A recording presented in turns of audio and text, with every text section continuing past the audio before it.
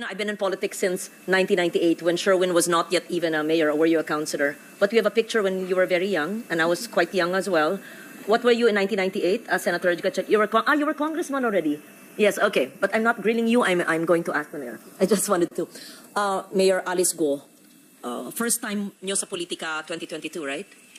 Madam I'm Senator, sure yes po. this has been asked of you in the previous hearing. I just wanted to put it on record again. And before 1998, you were in business. That's what we have. Before 2022 po. Oo. Apo. At yun yung bumili ka ng lupa at nagtayo ng mga gusali doon sa mga iba-ibang korporasyon. Hindi ikaw yung bumili ng gusali, nagtayo ng gusali, ikaw yung may-ari ng lupa. Tama? Prior po, ako po. Yes. And by now, you're well aware that yung mga nagtayo ng gusali ay may mga ginawang krimen sa mga lugar na yon, teritoryong yon, kung saan kinatatayo ng lupa mo, at ang mga krimen na ito ay human trafficking among others, including illegal gambling and other criminal activities. Correct? Your Honor, before nangyari po yung raid, wala po akong alam. In fact, wala pong dumarating po ng report po sa office ko po at wala rin pong dumarating po na report po from PNP na meron pong nangyayari. Mayor, Opo. hindi ba ho trabaho at tungkulin ng mga mayor na alam po ang nagaganap sa kanilang lugar? Is that not your sworn duty as the chief executive of a local government unit? Your Honor, yes po. Every month po, tinatanong ko rin po, meron din po akong tao na inassign po para tanungin po yung mga housekeeping po na taga-Bamban po na kung meron po silang ginagawa mga alimalya po doon sa loob po. And wala pong dumarating po sa akin ng report po na may ginagawa po silang Gano'ng crime po kalaki doon. yung lupa, Mayor? Doon kung saan nagtayo ng mga gusali? Kung saan ginaganap ang krimen ng pangangalakal ng mga tao, mga Pilipino at mga dayuhan? Kung saan ginaganap ang mga illegal gambling activities? Kung saan ginaganap ang iba't ibang klaseng krimen? Ilang ektarya? At hindi nyo alam sa Banban bilang mayor? Your Honor, 7 point plus hectares po. So, 7 point plus hectares. You're a mayor of Banban Town, newly elected. Kayo po syempre ang nagbigay ng mga permits para magtayo ng mga malalaking gusaling yon. Syempre po, kilala nyo yung kapitan. Anong barangay po yung 7 hectares na yon? Your Honor, Barangay Anupol po. Kilala ko po yung kapitan. At Your Honor, yung mismong POGO po na operation po is nagbigay po sila sa akin ng provision license po from PAGCOR po. Then that's the only time po na binigyan ko po sila ng permit po. Second, third, and fourth floor po. At yung mga nahuli at nasagip na mga dayuhan at mga Pilipino ay alam nyong nangyari yon, di ba? Alam nyo na sila ay kinakalakal, sexually abused. Your Honor, before po nangyari po yung raid, wala po akong alam. After the raid po, doon ko po nalaman po. At tinanong nyo sa inyong barangay captain na siguro naman ay kilala nyo, kaalyado nyo, kung ano po ang ginaganap sa 7 hectares na property yon, kung saan malalaki ang mga gusali? Yes po, Your Honor. After the raid po, nag-form po kami ng isang team po to investigate po sana. However po, nung papasok na po sila sa loob to investigate po at para mag-gather pa po ng mga informations na from outside and inside po, hindi na po sila inalaw po pumasok po sa compound po. The whole 2 years that you've been the local chief executive at nandun ang mga nefarious, illegal, criminal activities in a barangay in your town, and you will say, wala po kayong kinalaman o wala kayong alam sa mga nagaganap? Your Honor, wala pong dumating sa akin na any report po. In fact, nung 2023 po, na-rate po yun. First, nung nakaraan beses po na na-rate po yun, nag-form din po kami ng isang task force po, isang team po to check. However po, kalagitnaan po ng aming investigation po, nasa korte na. Nung nasa korte na po, hindi na po kami nakialam Pero bilang kayo LGU po ang may-ari ng lupa kung saan po nagtayo yung mga negosyante. So kilala niyo po sila? Your Honor, nag-divest po ako 2021 po. Yes, divestment. But you know them. Kilala ko po yung Huang Jiyang po, Your Honor. So kilala nyo, ano po yung negosyo ng inyong kadil na nagtayo ng mga gusali at negosyo sa lupa nyo? Your Honor, kilala ko po si Huang Jiyang at siya po yung nag-invest po dun sa mga buildings po. At after po ng raid, tinanong ko rin po siya ano nangyari. Sabi rin po niya sa akin, nasa korte na. Yun po yung naging usapan po namin nung nangyari po nung nakaraan po na raid. That's your conversation as landowner. But your concern as mayor, considering talamak, how do you say, anong salita doon na grabe ang nangyayari ng krimen sa iyong jurisdiction, ay hindi po kayo nabahala? Your Honor, yung nakaraan po na rate po na company, tsaka yung company po ngayon is 2 different company po. Binigyan ko lang po sila ng lisensya po, binigyan ko lang po sila ng business permit po, Your Honor, nung nagkapagbigay po sila ng provision license po sa opisina ko po. Yes, bigay ng license, hindi nyo alam, hanggang renade sila. alam niyo, pinasukan niyo, tumakbo kayo bilang mayor, at nanalo kayo ng ilang daang votes over your rival, and you're saying something that you're familiar because kayo may-ari ng lupa at kilala niyo yung tao, nagtayo ng malaking gusali, at nagkaroon ng raid na last year at hindi nyo alam na nagaganap ang mga krimen na yon right under your nose in the LGU which you had? Your Honor, lahat po ng naging operation po ng Pogo po sa Bamban sila po ay meron pong lisensya po na galing sa PAGCOR. In fact, itong last po na raid po ay meron pong 24/7 po na PAGCOR po nagbabantay po doon sa site. At sinasabi nyo na sa kaalaman nyo ay Pogo lamang ang nagaganap at yung mga nasagip na mga dayuhan na natatraffic o sa Filipino ang salita ng traffic ay kinakalakal, binebenta ng mga tao, dayuhan man o Pilipino, ay wala kayong kaalaman at mismo yung barangay captain at yung mga tao nyo po sa LGU ay hindi po alam ang nangyayari? Your Honor, walang pong dumating po ng report. In fact, before po nangyari, I think 2 weeks po before nangyari po yung raid, nag-invite po sila sa amin, kasama po ang LGU po, para sa isang open house po na visitation po. Nakakapasok naman po yung mga empleyado po ng LGU po doon. Wala rin pong dumarating po na report po sa opisina po namin. At meron din po kami ordinansa po, resolution po, na galing po sa Sangguniang Bayan po, na nire-require po ng konseho po ang aking local police po na na mag-report, mag-submit po sila ng report po in a weekly basis. Wala pong dumarating din po na report po sa amin na mayroon po nangyayari po na any crime po sa loob. Anong ginawa po nyo? Nung natuklasan nyo, na-renade sila, na may mga illegal activities dun sa lugar kung saan kayo ay parte dati, na sabi nyo nag-divest na kayo, and what have you done? Your Honor, gumawa po ako ng isang team po para mag-investigate po sana sa loob. However po, hindi po sila nakapasok. At gumawa rin po ako ng isang team po na galing po sa labas para imbestigahan po yung mga naging empleyado po sa loob, yung mga housekeeper po, na tinanong po namin sila, ano ba talaga nangyari? Meron po ba kayo nakita na tinutorture po? Unfortunately po, ang sagot po nila sa amin ay wala po. And 200 plus po kasing naging empleyado po na local po doon sa site.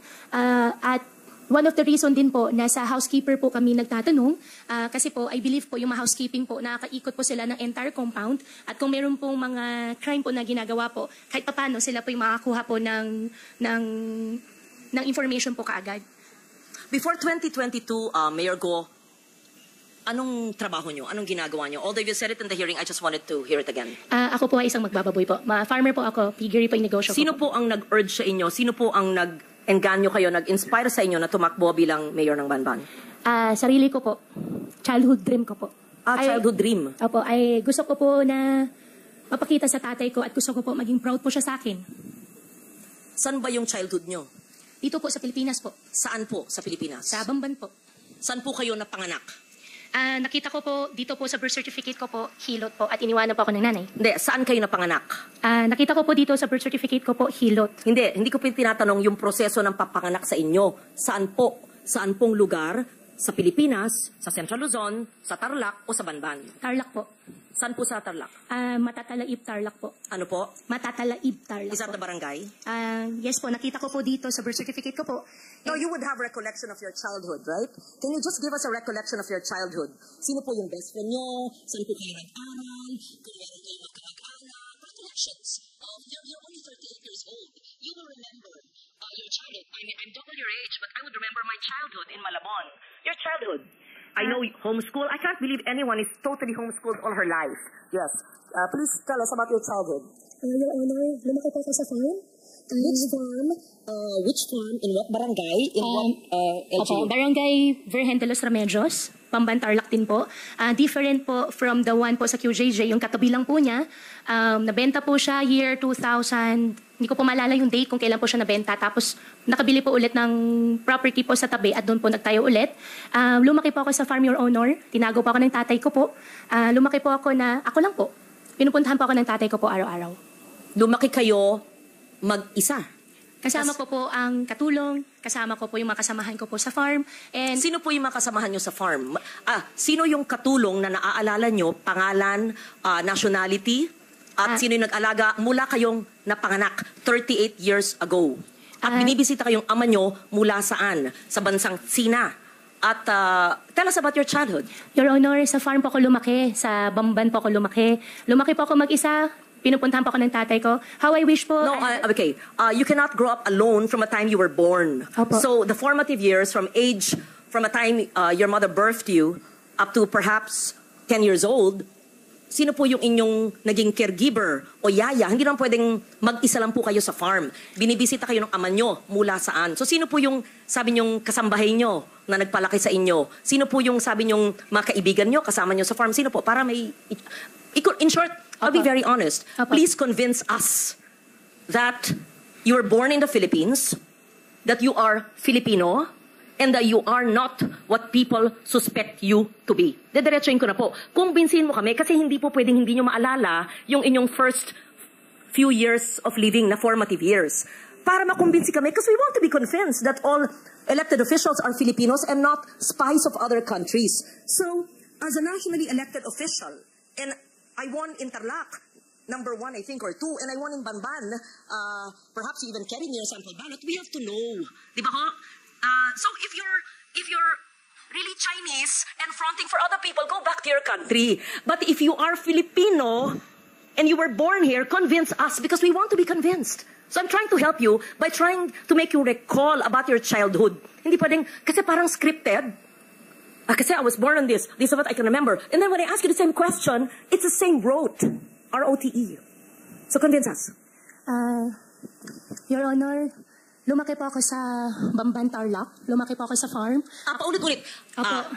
Anong barangay, anong farm, sino po yung nag-alaga sa inyong sabi nyo na binibisita kayo ng ama nyo, ano yung family situation, sino pong makalaro nyo, kaklase nyo, kung homeschooled kayo, sino po nag-homeschool sa inyo, ganun po. Madam Senador, ako po ay lumaki po sa Barangay Virgen de los Remedios, Bamban, Tarlac po.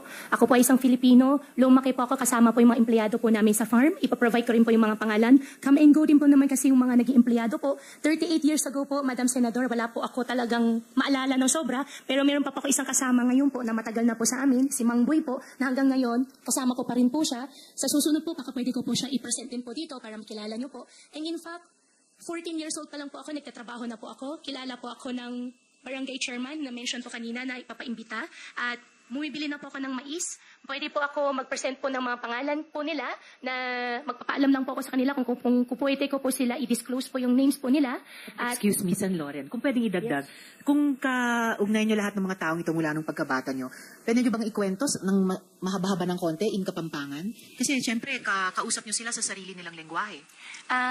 Madam Chairman, ang Bamban po ay Tagalog po. Meron din pong Kapampangan, pero mga kasama ko po sa loob ng farm po, mostly po mga Visaya po. Kasi ang piggery po, biosecurity po, hindi po sila lumalabas. Well, actually, San Loren, just for the record, may mga nag-o-observe na mga kababayan natin, pati mga netizens na mga Kapampangan. Yan po ang tanong nila sa inyo. Kasi Kapampangan po ang lengguwahe nila. Yes. Anyway, San Loren, please proceed. Thank you for that interjection. It's very helpful. Magsalita po kayo sa Kapampangan kung kayo lumaki sa... Madam Senador, konti lang po yung alam ko po sa Kapampangan. Ang alam ko po, sobrang konti lang po. Di Okay, takla mo po. what Chinese language do you speak? Hokkien or Mandarin? I can speak Hokkien po. Okay, speak in Hokkien now. Bo? More. Tell us more about your life in China.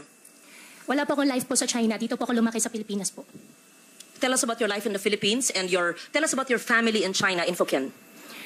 Family ko po in No, China. in Hokkien. Please tell us about your father who's from China and he used to visit you when you were a child, and the family of your father in China, and where are you from China in Hokkien. We have interpreters and perhaps I can understand a little. Yes po. Guay lao pe, tui tai liok lai. Continue. Gua si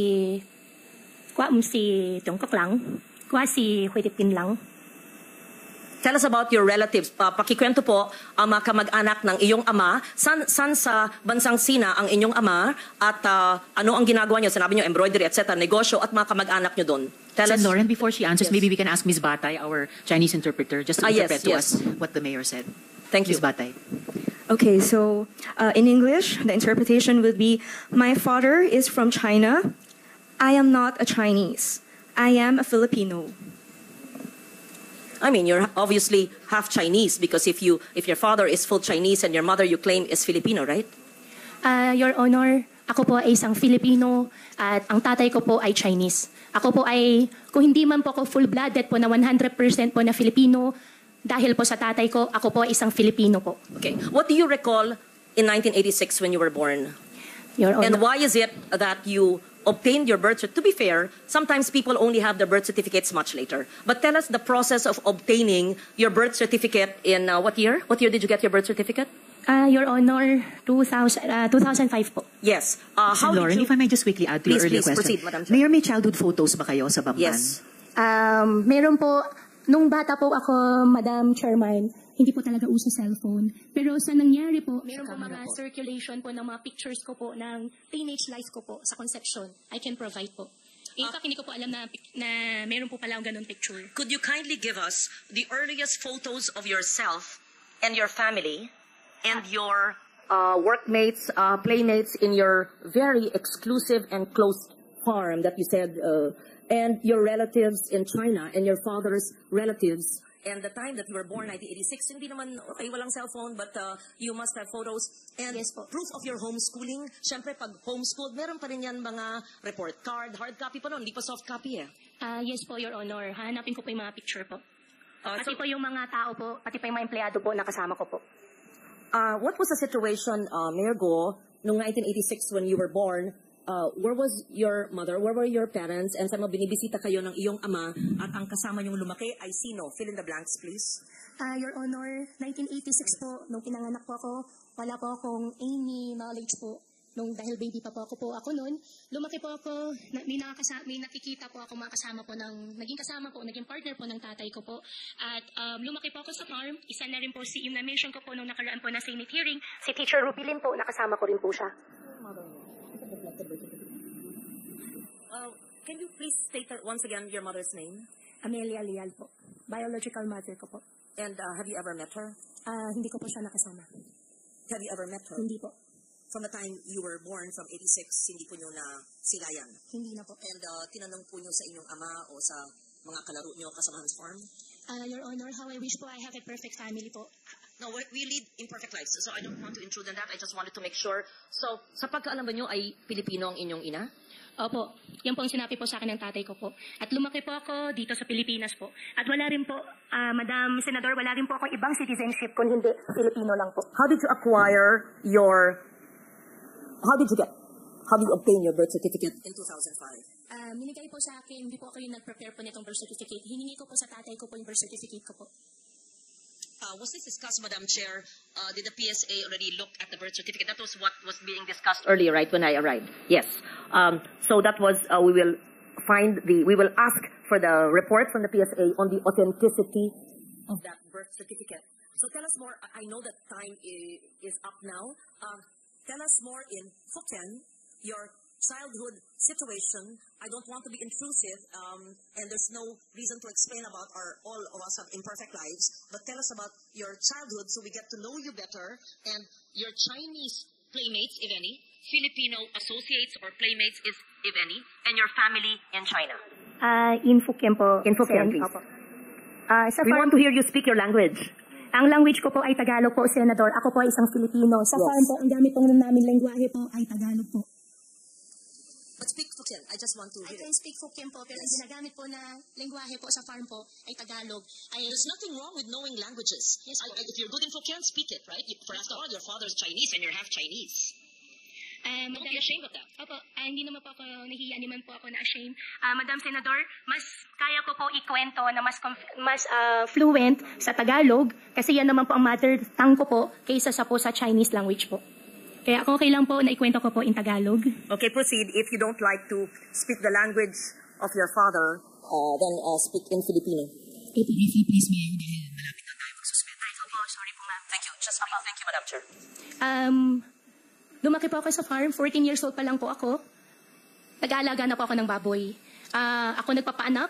Ako rin po nagbebenta po ng mga fatteners po na nilalabas po ng farm. Medyo, hindi po yung negosyo. Mula po 1986 when you were born, your recollection, 86 to the time you obtained your birth certificate in 2005. Madam Senador po, nung maliit pa lang po ako, nung 1986 po, wala na po talagang malala. Although, ayaw ko po talaga ma-mention yung word na wala po ako malala, pero wala po No, talaga I'm not ako asking malala. about the day you were born. Obviously, nobody knows that. Any of us. I said 86 to 205. Between the day you were born and 9 years old, you would have some recollection. Ako nga po, doble ng age nyo. Naaalala ko pa yung childhood ko na ako'y 5 years old eh. Kilala ko pa yung grade school teachers ko eh. Yun lang po. Huwag tayo magpilosopo po dito. I mean, Opo. obviously, I'm not asking you, how was it when you were born? Hindi po. From 1986 to 2005. Madam Senador, lumaki po ako sa farm. Kinulong po ako ng tatay ko. Paulit-ulit naman, parang memoryado nyo. Kasi kino-coach ka ng lawyers mo siguro. Just, magkwento, parang kaibigan. Parang nagpunta senador sa'yo, oh, Mayor, kamusta na kayo? Kamusta ang buhay nyo dito? Napana kayo sa farm? How was your life when you were born? O, ganun. Sino yung neighbors nyo, playmates nyo, paano yung pamilya, binibisita ka ng ama mo, ganun. Kwento lang. Madam Senador, As a Filipino, as you claim. Opo, gustong-gusto ko po magkwento. Ang playmates ko po doon sa farm ay yung mga dati po namin empleyado rin po. Kaming po yung mga tao pero may mga luma, mga matatagal po namin empleyado. Pagbalik ko po ngayon araw, hahanapin ko po sila at sa susunod po na Senate hearing, isasama ko na lang din po Ako, sila. aaralin pa ng mga abogado. Teka po, anything, when I say your first 10 years of your life, the first 9 years of your life, kilala ko pa yata isang abogado mo sa likod mo. Anyway, the first 9 years of your life, what is the first image that comes? Tell us about your farm life. Must be a charming, idyllic life, right? Opo, nasalo po ako ng farm. Di po ako pinag-aral po ng tatay ko po. Ang nagtuturo po sa akin si Teacher Rubilin po na na-mention ko po nung nakaraan na Senate hearing. And how I wish po really, Madam Senador, na I have a perfect life po. However, We're not talking about pinalaki po ako sa farm. imperfections or perfection. Kwento lang nga eh. Opo. 9-10 years po. Siyempre man, Mayor, may maalala, 38 ka lang eh. Opo, sa farm nga po ako lumaki po, Madam Senador. Hindi po naging normal po yung Asking nga normal or if, Madam Chair, I know that time is limited and I would want to get to know the Mayor. As I said, we're giving you the opportunity to prove to us that you are Filipino. We ask you the questions which I would ask normal people. I would ask you, Risa, tell me about your childhood, right? Sorry, in our childhood, I talk about my child. Yun lang. Nothing to be defensive about. You don't have to say the same thing. Basta sa farm po. Tell us about your child. Ako sa farm. Basta, tell us about your child. Sa farm. Ano ba? Huwag tayong robot. Tell us about your childhood. So we're convinced that you have a childhood in the Philippines. And if we ask you to speak about a foreign language, that you are nabihasa ka, ay nang sabihin ko sa Pilipino, ba't may kahit mag-isa Ken? Kung magaling ka mag-Mandarin. Wala. Maganda nga. Marami ka na lingwahe. I will leave it at that and I will ask more questions in the next hearing because ano ba ang ating pinupunto dito? Na dapat ang ating mga ahensya ng gobyerno ay hindi nagpapahintulot ng mga sindikatong kriminal na nagbibigay ng mga peking birth certificate at ibang dokumento na nabibigyan tuloy minsan ng mga Philippine passports o nakakabigay ng ID ng Philippine government agencies na na-deprive tuloy ang ibang Pilipino sa mga benepisyo. At hindi lang yan, maari pa, without judging you or prejudging you, na mahalal sa mga posisyon na maaring maging national security issue. I'm not judging. I'm basing it on what I've heard and read, and I'm giving you the chance to prove that you are Filipino. Yes, so I will leave it at that. Thank you very much, Madam Chair, for the time and the patience, and I would like for her to submit the photos that you requested, the name of the teacher, and perhaps the teacher who helped her homeschooling, names of employees, their full names, photos, addresses, playmates, etc. You must have a neighbor who knew you in the 80s, right? Imposible mo walang may kilala. Hindi pwedeng sumulpot ko na lang ng 2005, tapos I'm Filipino, I'm here. Okay. Yun po, I leave it at that. I'm not yet convinced, but I really, sincerely want to be convinced because it would break my heart if we have a foreigner who is an elected official. It would break my heart kung ganon. It's really a national security risk. So I'll be very strict with DFA and with TSA, sa inyong you better straighten that out. Yung mga sindikato nandyan sa mga ahensya ng gobyerno na nagbebenta ng mga birth certificates. Thank you, Madam Chair. Salamat din, Sen. Loren. Nagdulot naman ito ng iba't ibang reaksyon mula sa ating mga netizens. Ayon kay @user-Zai4S. Galing talaga ni Senator Loren. Sana lahat na senator katulad sa kanya. Direct to the point. Saad naman ni @JK5638. Once a liar, always a liar. You cannot trust somebody who lied under oath in the Senate. Komento naman ni @LinaAlamo4024. Kahit anong gawin nyo dyan maninindigan yan sa kasinungalingan, may kapit mga ibang Pinoy mukhang pera kasi. Anong say nyo dito mga kabayan? Maaaring magbigay ng comment below.